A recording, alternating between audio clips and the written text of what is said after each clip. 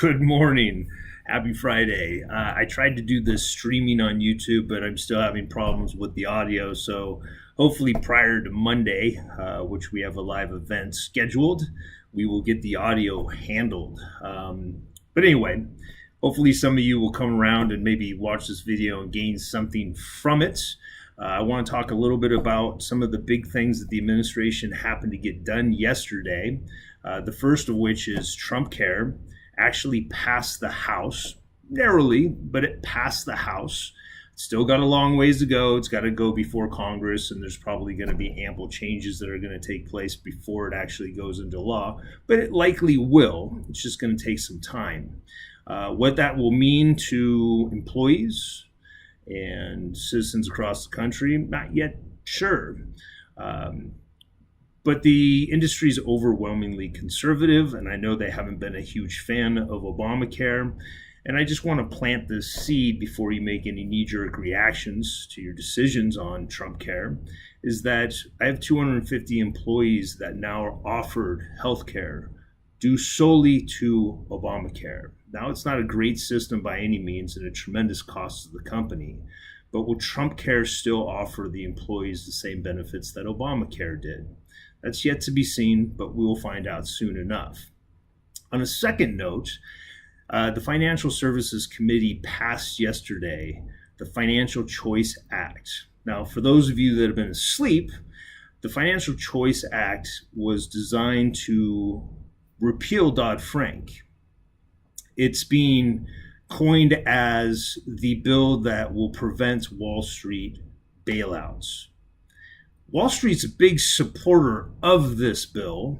So my guess is that's complete BS. And regardless of any bill that's in effect, whether it's Dodd-Frank or Financial Choice Act, is if Wall Street gets us into trouble again, which they inevitably will, we will bail them out because what is our choice? And it will come on the backs of the taxpayer. But that's neither here nor there. It's just calling it out for what it is. The Democrats think it's a terrible bill. Of course, they're at odds with the Republicans. But what I like to always say, because I'm good at arguing both sides of this debate, is that regulation, although painful and arduous and costly, has benefited the consumer. Now, I know there's stats out there that state that the regulation has actually driven up the cost of getting a mortgage by nearly 40% since the regulation started taking effect in 2008. That might be true. Huge compliance costs, compliance departments, lawyers, attorneys to make sure companies are doing the right thing. And that's a painful process. I participated in it every day. If the Financial Choice Act goes into effect and we repeal Dodd-Frank and it eases compliance, and all of a sudden companies don't have to spend great sums of money to stay compliant, do you really think the cost to the consumer is going to go down? Absolutely not.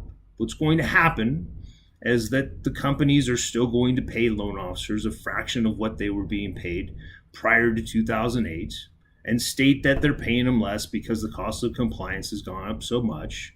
And they're certainly not going to pass those savings off to the consumer. What big corporate companies are going to do is they're going to pocket the money and it's just going to turn into share profits. Now, maybe that's capitalism at its best.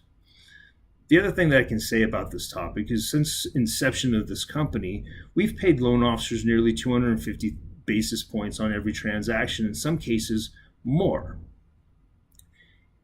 Since the loan officer compensation laws went into effect, our loan officers are actually being forced now to make 250 basis points on every transaction they do. Forced. You've never made so much money in your life.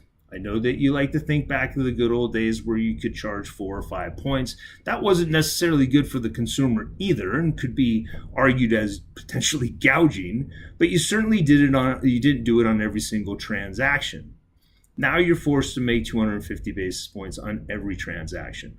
So because of regulation and because of the pay structure that Geneva Financial offers its employees, the loan officers at this company have never made more money.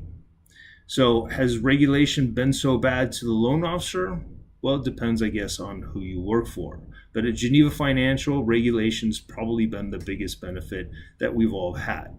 Still painful. I can't say that I like it much, but it has been beneficial in many ways. The Financial Choice Act, well, let's see what this actually does to our industry and whether it saves the industries and the banks so much money that we can just roll the benefits all back to the consumer and save everybody a ton of money. My guess is that's not going to happen. The average loan officer compensation plan of 1.25 is probably going to stay at 1.25. Geneva Financial will always pay you more, but it doesn't mean that the deregulation is all of a sudden going to make everybody more money. My guess is that's just not going to happen.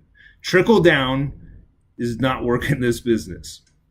So there's that. We will be following this closely. It's still got to go before the House. Still got to get passed in Congress. This is going to take some time.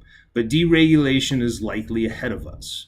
And whether it's going to benefit us, not really sure. But we'll keep touching on it as it evolves and makes its way through the legal channels. Anyway, hopefully we'll get the audio taken care of, and you can all visit me on my live performance on Monday, where we introduce you to not only my background, but also the background of Geneva Financial and the direction that this company is going, regulation or not. So I hope you have a great weekend. Stay educated, stay relevant, and we'll see you on the other side.